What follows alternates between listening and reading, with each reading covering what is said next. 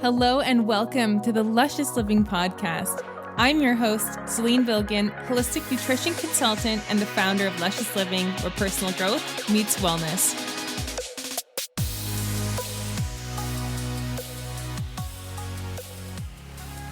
Hello, friends. Welcome to another episode of the Luscious Living Podcast. And we're talking all about poop. Here is the scoop on your best poop. And I have to say, we do not talk about poop enough as a society in North America. It can be embarrassing. A lot of time the doctor won't ask you, or the status quo is that if you go to the bathroom 3 times a week, you're good.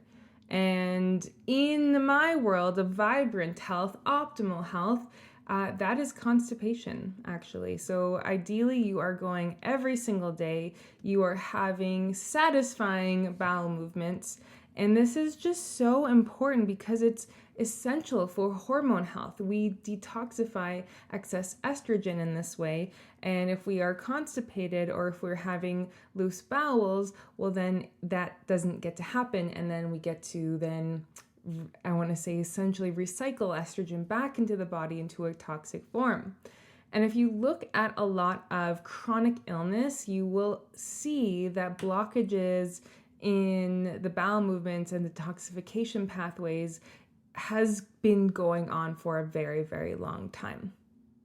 And so this is absolutely vital to discuss what is a healthy poop. What to do when you're constipated or have loose bowel movements. Also, when we have more than 3 bowel movements, a few times a week is also something. We're not going to actually discuss that as much on this session, but if you do have questions, please let me know.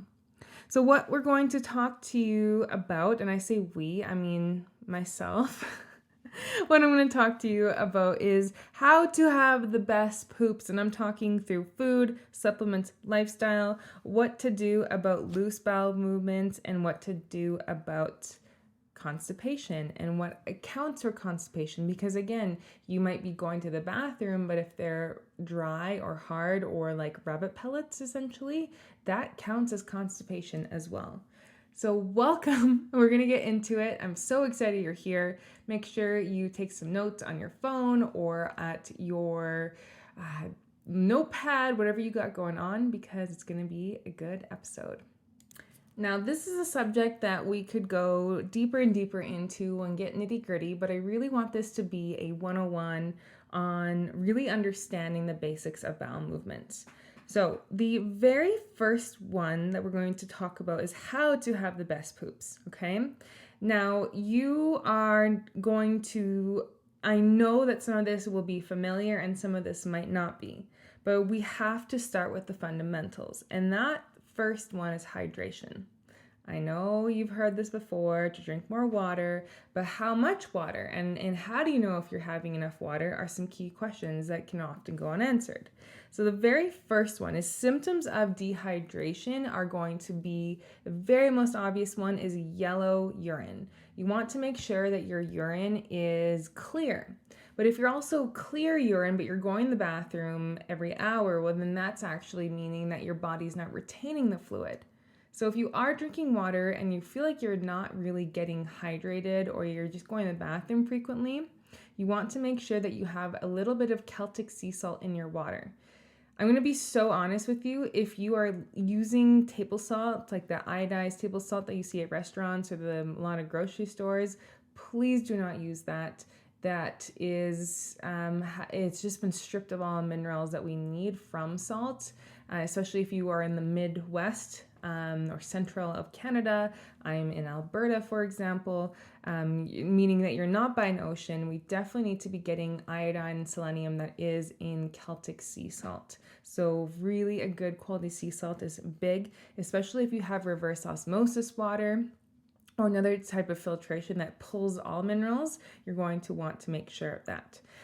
Also, different symptoms such as fatigue and headaches. These are all things that you've probably heard before, but it really does make a big difference when you are feeling a little tired and sluggish, and just water helps so much. You can also get water from herbal teas, by the way, and if you're not drinking nettle tea or oat straw or some of these like chamomile, ginger, the ones that are non-caffeinated are also going to provide you with water intake. And then water-rich foods like watermelon and peaches and cherries, they all contain water, which count towards your water intake. And really the best way to know is, again, that urine output. And you're going to need a little bit more if you're sweating, if you sweat naturally a little bit more, it's hot out, where you live, etc. Okay, so the first tip is making sure you're hydrated. You would be surprised at how many people need that reminder, and I do too. Okay, I carry a water bottle everywhere I go. I always have it filled. I've just gotten into the habit of sipping water now. Before I did not, but this is something really easy that you can start to do today. Now, the second tip is to increase your magnesium intake. Magnesium can be found for sure in foods like cacao, which is why you might be craving chocolate towards your menstrual cycle if you're a female. It's higher in leafy greens, in sunflower seeds, and avocado. And then I really do recommend supplementing though, because we do need more magnesium. It's deficient in the soil. Coffee and sugar also deplete it. Stress also depletes it. So I always, that's like the only supplement I recommend for everyone across the board in North America is magnesium. I also recommend it transdermally, so meaning through the skin, through a lotion or a spray. Because if you do have gut health issues, which most people do nowadays, you're not going to be absorbing it the best. The oil or spray can get itchy, so I do recommend putting it on your feet at night. Really only 3 times a week is what most people are going to be needing. You will definitely know that you need magnesium if you get eye twitching, even if it's occasional, you get restless legs, you have anxiety and trouble sleeping through the night. Magnesium also is going to essentially bring more water to the bowels, and it's going to actually help with constipation. That said, if you overdo it, which is hard to do transdermally, it's more, you can definitely overdo it through like a supplement. You can absolutely overdo it through a lotion as well. I just had a wonderful client telling me that she was putting it on her under her armpits and then on her feet, and she was getting loose bowels. It will give you loose bowels if you take too much. It is harder to do so again through a topical supplement. So that is absolutely key if you are not hydrating and if you're not using magnesium. The next one is pectin-rich fruit.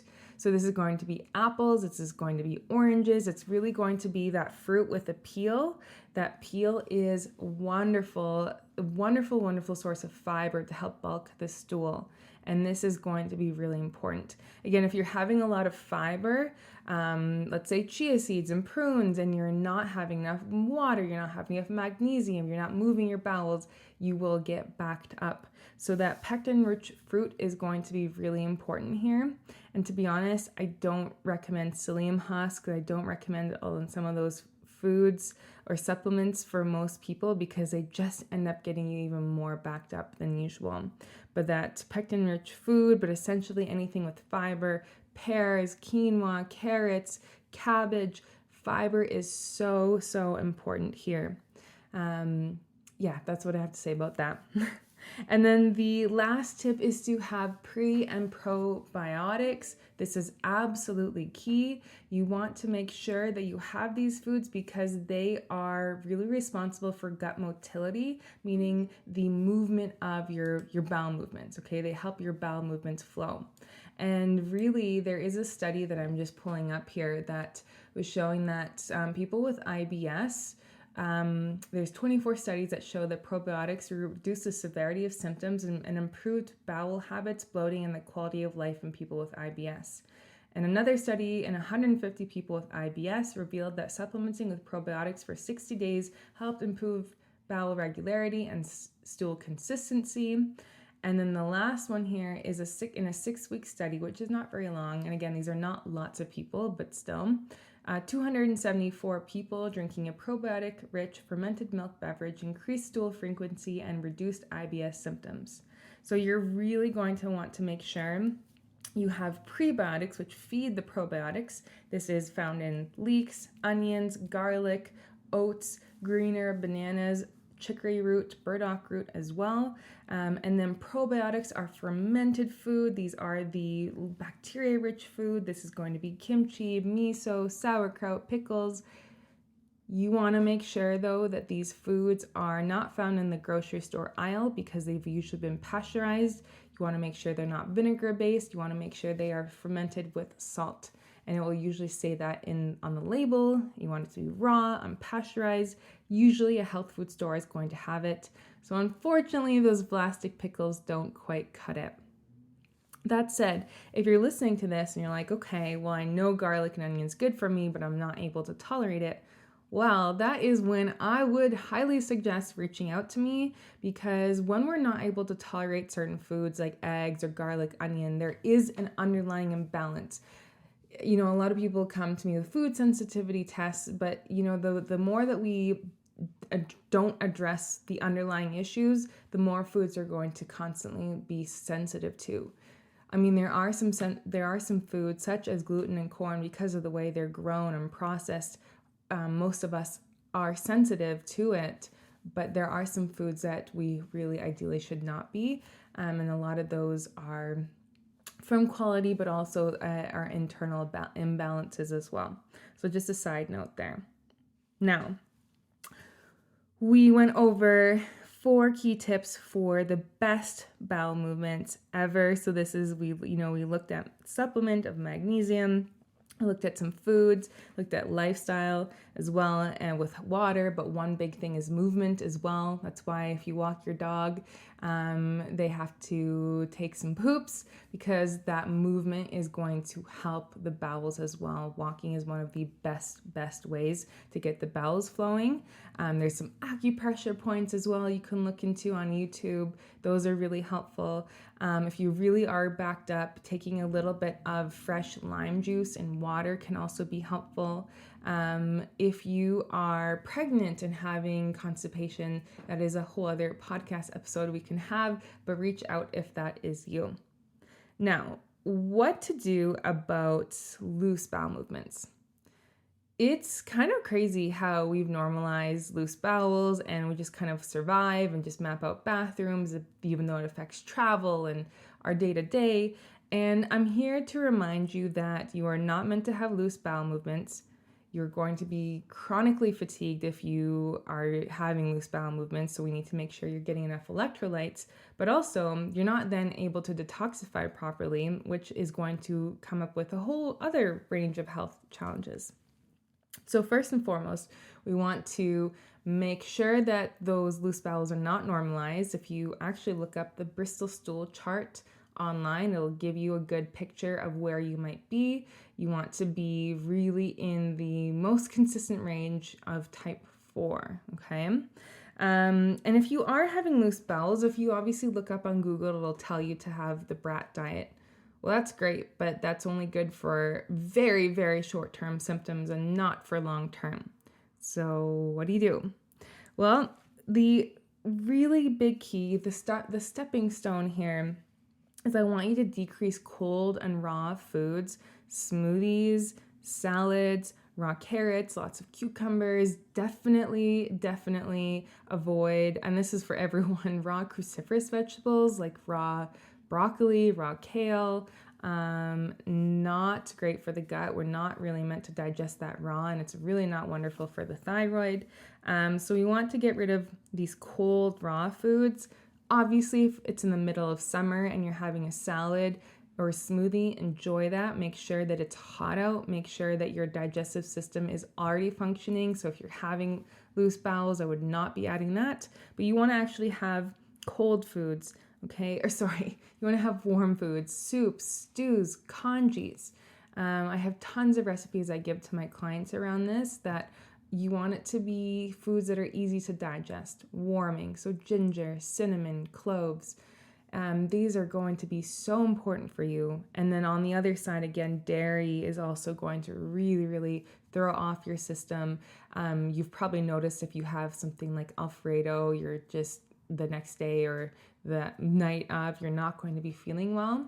But even whey-based protein powders, sometimes I have clients who are drinking like Premier Protein or a little bit of cheese here and there. That is actually going to slow down your digestion. It's going to make it cold essentially on the inside, and we want to have the opposite effect.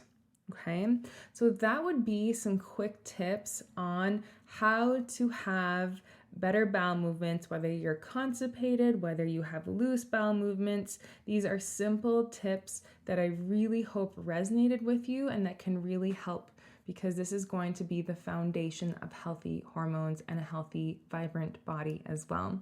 If you have any questions at all for me, please let me know.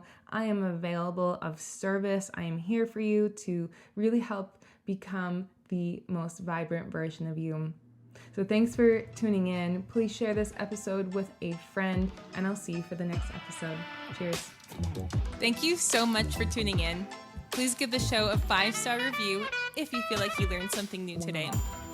All of the mentioned links will be in the show notes. And also, are we connected on Instagram? Find me over at _lusciousliving_ and come say hi. See you next episode.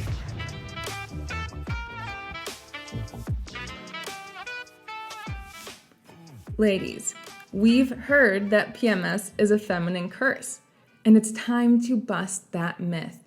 Did you know that your period is actually a sacred and beautiful time for you? It doesn't feel like that when you have symptoms of cramps, bloating, nausea, headaches, and more. And I'm here to tell you it does not have to be that way. Did you know that you can use nutrition to ease those symptoms? Did you know that you have 4 different phases of your menstrual cycle? Yes, you can learn to optimize each of these phases and really understand your body and understand why you're more motivated in some times of the month and more excited to work out, or more wanting to stay in, or you are just more intuitive in certain phases as well. Learn to understand your body, love yourself even more. This is all talked about in my best-selling book, The Painless Period Guide. Grab a copy for you and a friend. The link to purchase is in the description.